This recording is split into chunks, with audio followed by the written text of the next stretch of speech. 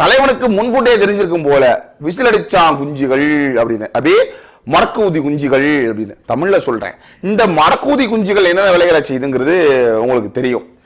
ஐயா புஷியை அடர்ந்து அவரு மடக்கூதி குஞ்சா செயல்படுறாரு, ஆலோசனை அவர் ஒரு மடக்கூதி குஞ்சியா செயல்படுறாரு, அந்த நிர்மல் குமார் அவர் ஒரு மடக்கூதி குஞ்சியா செயல்படுறாரு.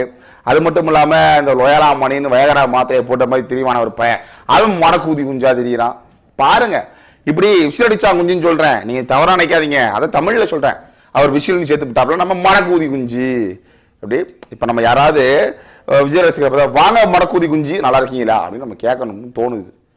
ஏன்னா அவர்களுக்கு தெரியுமே மடக்கூதியில அவங்க, ஏன்னா மடக்கூதியே வந்து அவங்களுக்கு சின்னமா இருக்குல்ல. அப்ப அவர்களை நம்ம எப்படி சொல்றோம்னா கலாய்க்க கூடாது, நம்ம வந்து சொல்றோம் இது மடக்கூதி அப்படி அப்படின்னு. அதனால எப்படி நம்ம கலாய்ச்சதை பத்தாதுனே அவரே கலாய்ச்சிக்கிட்டார் விசிலடிச்சான் குஞ்சுகள் அப்படின்னு.